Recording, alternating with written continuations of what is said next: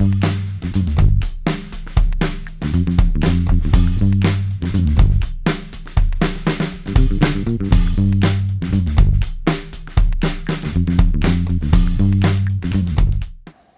and welcome back to Unplanned, the show about cities and how they work. I'm Sam, your host, and today we've got a great guest, somebody who I've been trying to get on the show for quite a while now, Rachel Walters, who is in prop tech, in real estate, in Boston Build Tech, and doing a lot of stuff, currently based in Florida, but back up here in Boston, the Boston area, and we're just thrilled to have you on Unplanned.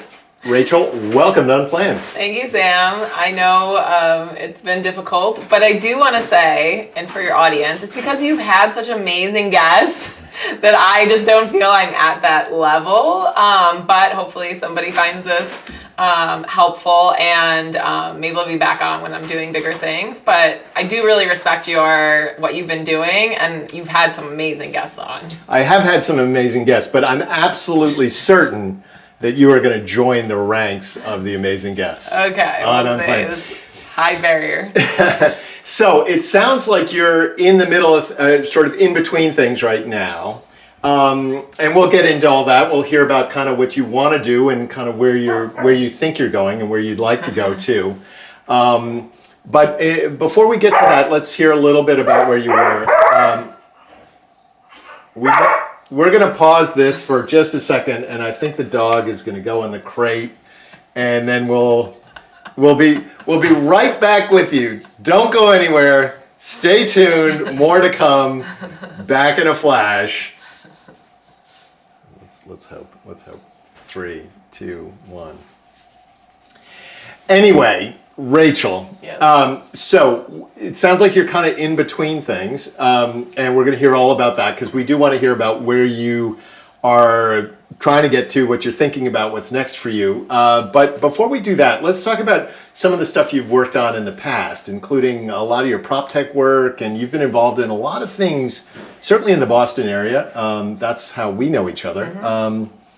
So let's dig into it. What you've been up to over the last couple of years? Let's go back a little ways and hear some of the stuff you've been working on. Well, we could go back 10 years. Okay, let's do it. And so we didn't specifically know each other, but we were circling around the same things because I was working for a developer who was working in Cambridge, Somerville, Boston, and you were very familiar with that project. Right.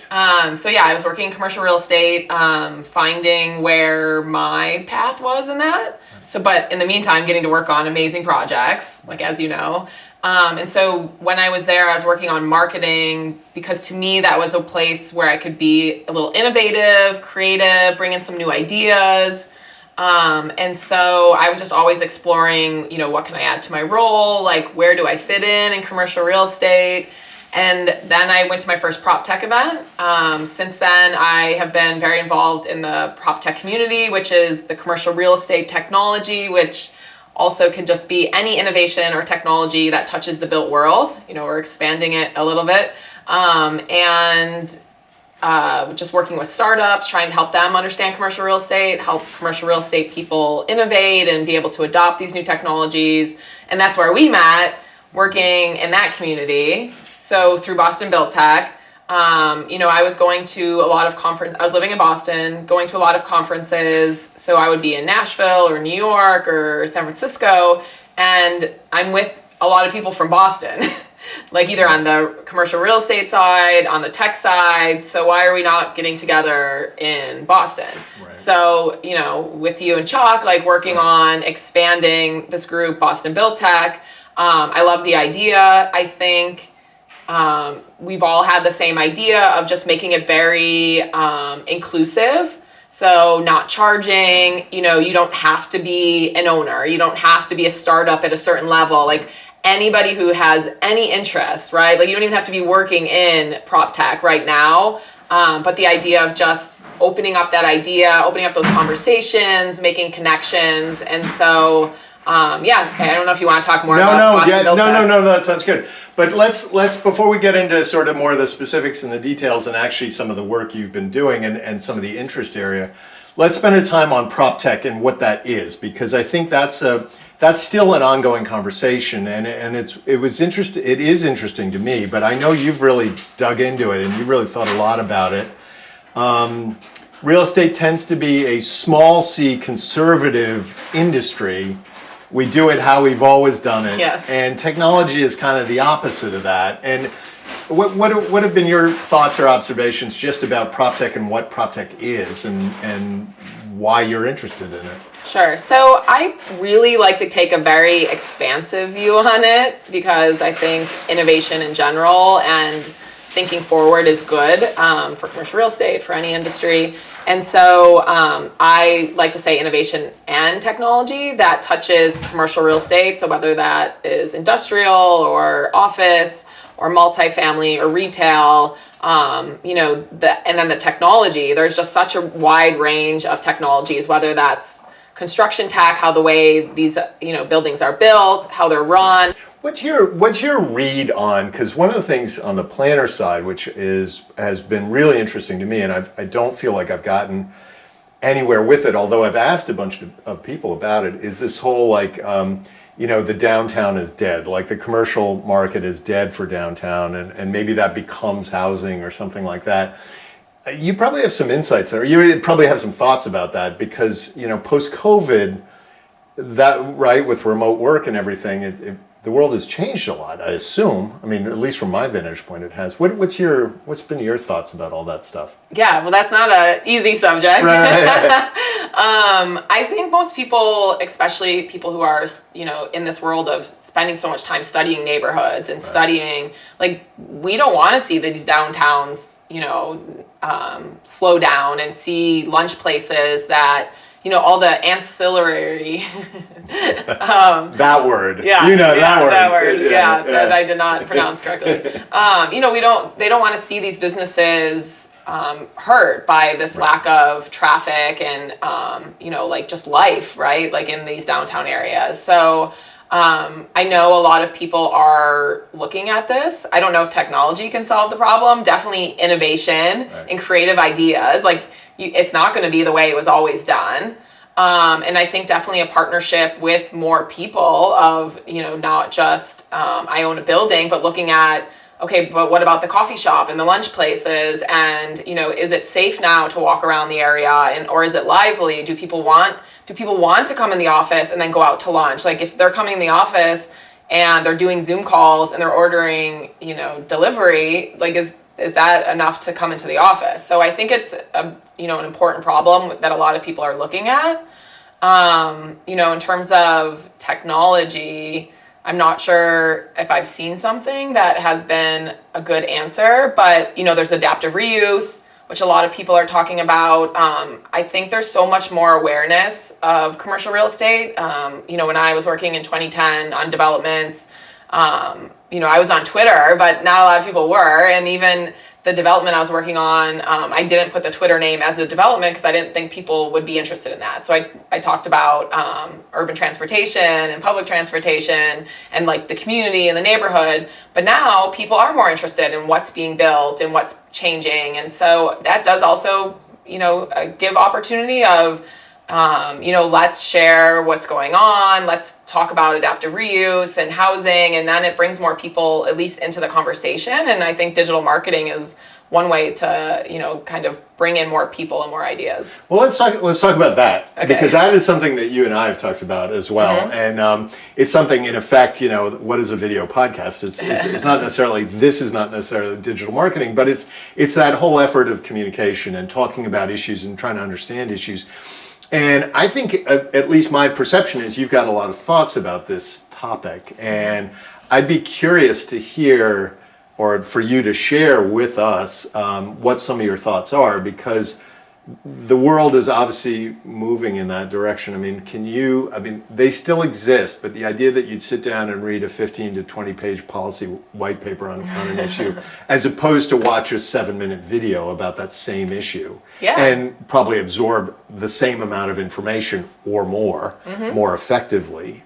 Anyway, I know you've been putting a lot of thought into this too, so. Yeah, well, and I think not just the medium, but the democratization of it is that, you might think like, oh, I'm so interested in commercial real estate, or I'm interested in this construction, but I don't work in it, so maybe I don't really belong, or maybe I'm not, I don't have a degree in urban planning, but I am interested. And so I do think documentaries and these quick videos, or even TikToks, like really open it up to show people like, this is really interesting and it's okay. You don't have to be buried in this and doing this every day to still have some interest. And then, that opens up, maybe you didn't know about this career path. So I do think that's extremely important. And, one example that just popped into my mind is, when you're in the commercial real estate side or the public policy side and a business is coming in,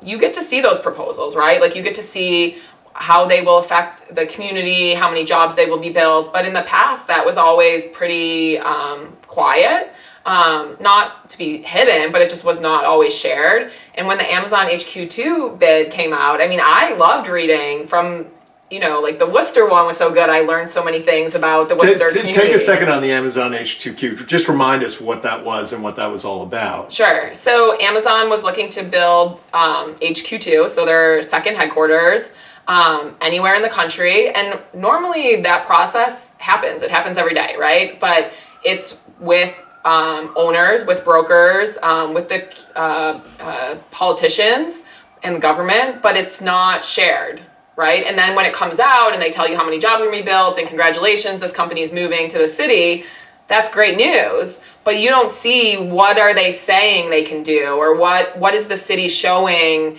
that they have to offer. So Amazon made it very public, which was very interesting. And then you could see a lot of these communities through digital marketing shared their proposals. So you could read, what's going on in Worcester and business-wise, and what do they have to attract. And same thing, Columbus, Ohio, Pittsburgh, Pennsylvania, just, that was such a great experience, I think, if you are, and again, like, I'm not in the decision making, I'm not in local government, but to just be able to have access to that information and understand that process, I think is cool. And that's what I think digital marketing can do, is really share this information and maybe get people interested in a career, or just feel that they're playing a part.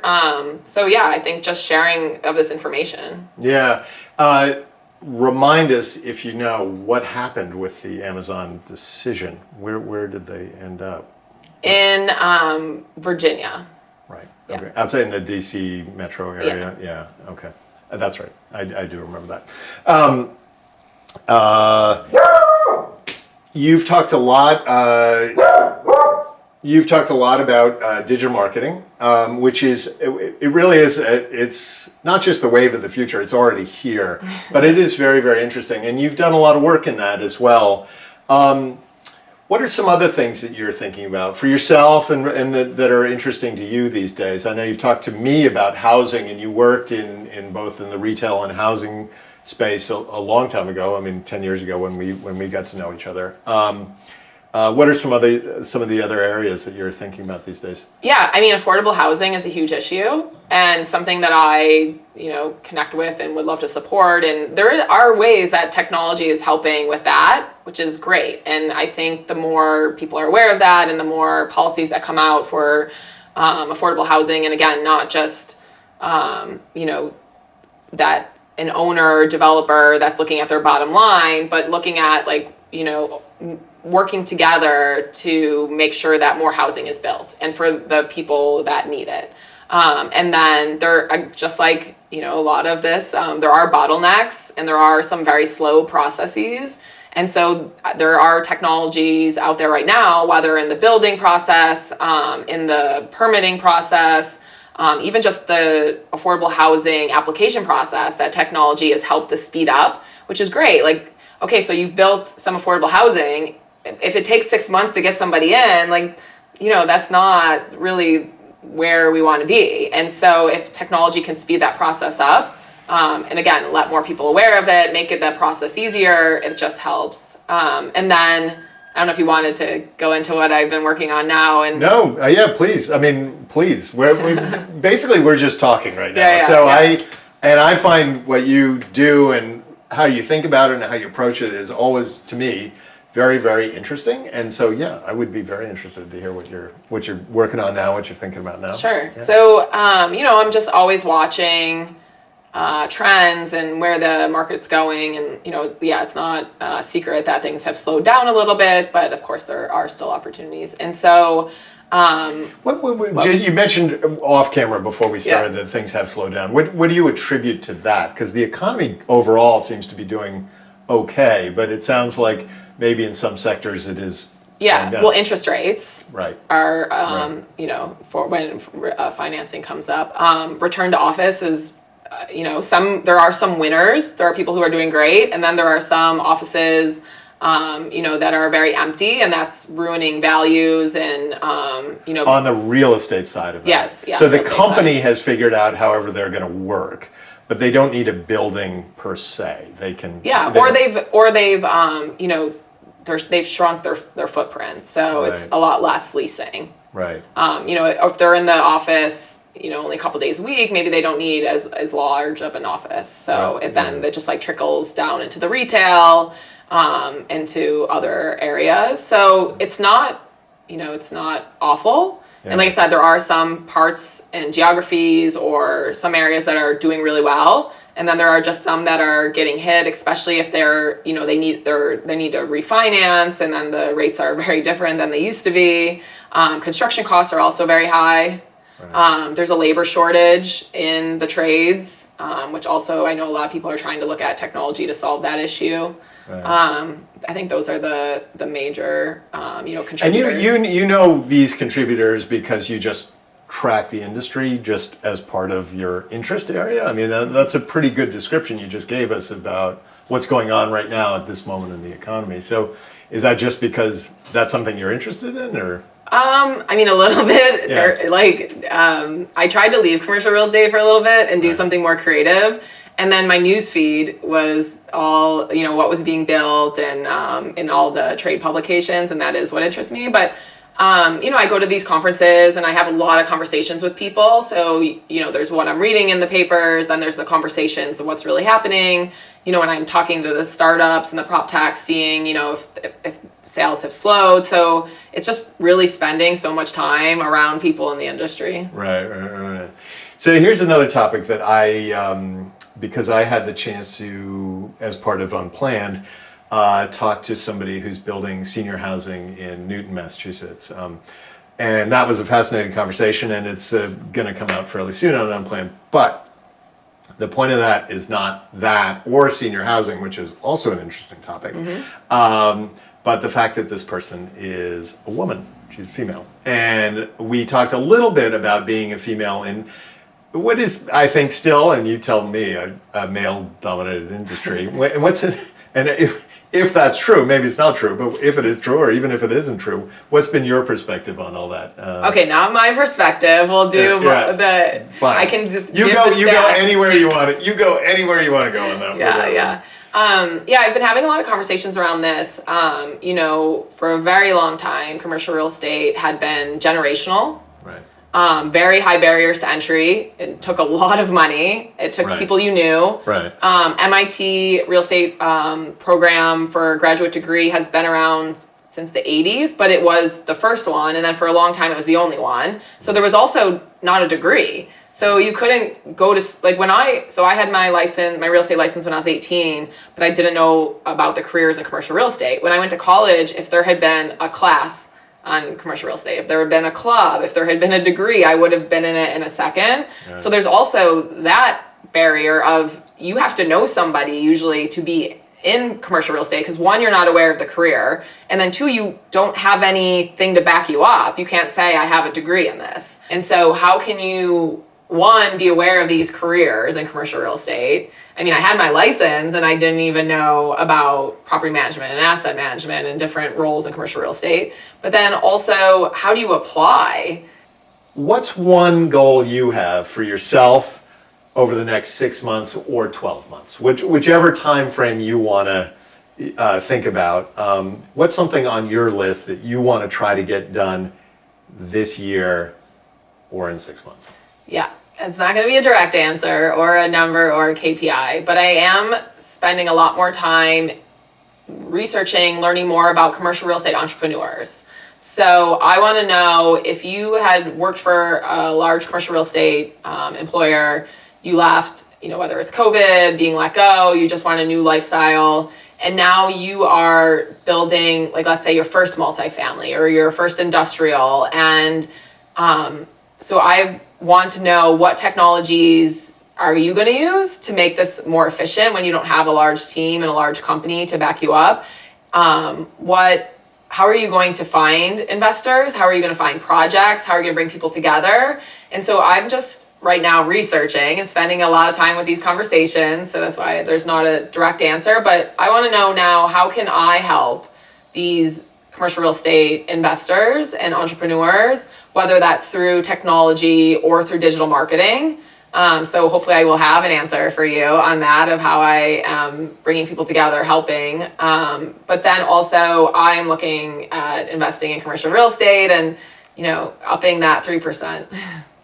That sounds great. I mean, I have worked with you in collaboration on a few different projects, a bunch of different projects, and you've helped me out on some of the things I've been working on.